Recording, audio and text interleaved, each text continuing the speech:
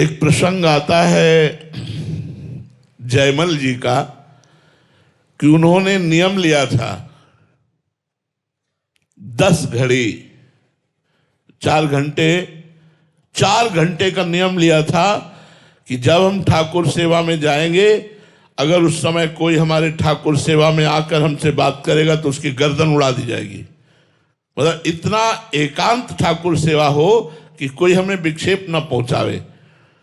ये बात जब विरोधी राजाओं को पता चली, जयमल जी बड़े बलवान राजा थे और वो उस समय पूजा में होंगे, 4 घंटे निकलेंगे नहीं, तो विरोधी राजाओं ने उसी 4 घंटे में आक्रमण करने का निश्चय किया कि जब राजा अपनी पूजा गृह में चले जाएं तो आसपास से उनके राज्य को घेर करके और उसको अपने कब्जे में कर लिया जाए। बाद में राजा को बंदी बना लेंगे। जब सेना परास्त तो राजा बंदी तो बन ही जाएगा।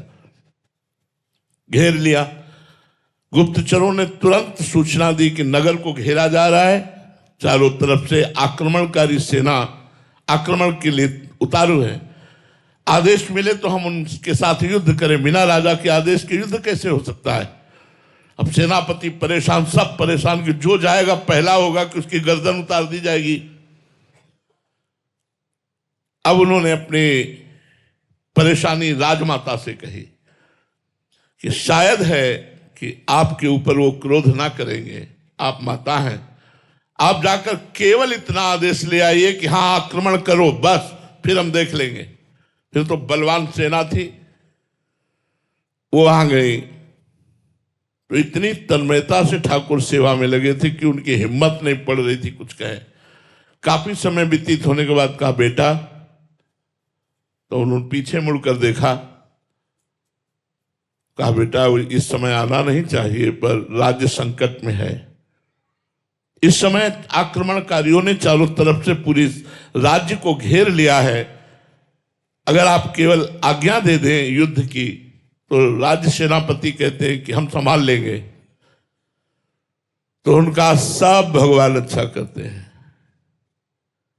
जिनका राज्य है वही देखेंगे, आप जाओ यहां से।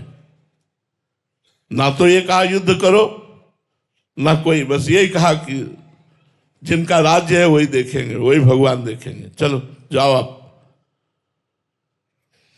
4 घंटे के बाद सेवा की, प्रणाम किया ठाकुर जी को, बाहर निकले और कहा आक्रमणकारी कहाँ हैं। तो उन्होंने कहा कि उसके बाद कोई आक्रमण की आवाज नहीं आई, कोई सूचना नहीं आई, कोई बात नहीं आई। हम लोग तैनात खड़े हैं, हमारे पास तक कोई नहीं आया। उनका मेरा घोड़ा तैयार किया जाए, मैं अभी देखता हूं। तो घोड़ा गए तो पसीना से लथपथ था घोड़ा। अरे ये तो ऐसा लग रहा है जैसे युद्ध करके आ रहा हो, इतना थके श्रमित, पसीना से लथपथ। जे ही छुआ तो रोमांच हो गया। बोले इतना आनंद तो मैंने कभी नहीं पाया अपने घोड़े को स्पर्श में, ये क्या बात है। चलो इसको छोड़ो, दूसरा घोड़ा लाओ। दूसरे घोड़े पे बैठे और जे गए तो सब सेना गिरी हुई पड़ी थी, चारों तरफ सब मूर्छित पड़े थे। जो विरोधी राजा था उसके पास जाकर घोड़े से खड़े हुए, वो मूर्छित पड़ा था, उसको होश में, एक भी मरे नहीं थे, होश में लाए और कहा, तो रो के चरणों में गिर गया। बोले बस एक बार दिखा दो, वो जो आपका सेनापति आया था एक बार उसे दिखा दो। विरोध तो जिंदगी में करूंगा नहीं, बस एक बार देखना चाहता हूं आपके सेनापति को। तो मेरा सेनापति तो आया ही नहीं यहां तक। बोले नहीं, उसकी तिरछी चितवन मंद मुस्कान और एक बाण ने सबको मूर्छित कर दिया, एक बार बुला दो। तो उन्होंने कहा वो और कोई नहीं हो सकते, वो मेरे भगवान हो सकते हैं। आए और घोड़े की आरती की अपने और प्रणाम किया घोड़े को कि आराधना करते तो मुझे इतना समय हो गया, भगवान ने साक्षात दर्शन नहीं दिए, बस तेरा सौभाग्य कि भगवान तेरी पीठ पर सवार हुए। देखा भगवान ने रक्षा करी।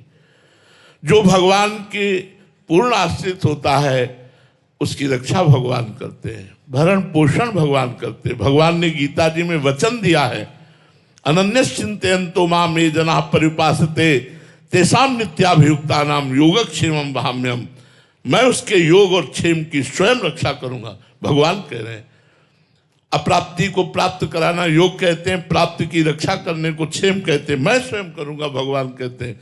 तो मुझे लगता है यार अनेकों जीवन व्यतीत हो गए, अगर एक जीवन हम भगवान को देकर भजन करते हुए सत मार्ग से अपने कर्तव्य का पालन करें तो हमारा कल्याण हो जाए, हम सुखी हो जाएं, बड़े आनंद में बड़े मौज में जीने के लिए। देखो यहाँ किसी को किसी भी तरह की कोई फीस देनी पड़ी हो तो आप हमें बताओ, किसी ने लिया है कोई फीस किसी से, टोकन या किसी भी तरह की कोई फीस? अगर मानो मेरी जानकारी में ना हो, अगर कोई ले वो बेईमान है, वो अपराधी है, वो हमारा शिष्य नहीं हो सकता, और डुप्लीकेट पाखंड करके तुमसे ले रहा है। हमारे यहाँ का आदेश ऐसा नहीं है। हमारे यहाँ का आदेश है आपके चरणों में झुक करके आपका स्वागत करना, और आओ बैठो और भगवत चर्चा सुनो और अपना जीवन मंगलमय बनाओ। हमारा भरण पोषण बहुत अच्छी तरह से चलता है, भगवान चलाते। यदि भगवान की शरण में हो जाओ तो तुम्हारे बुरे आचरण छूट जाएंगे, और जहां बुरे आचरण और पाप नष्ट हुए तो सुख ही सुख है, आनंद ही आनंद है।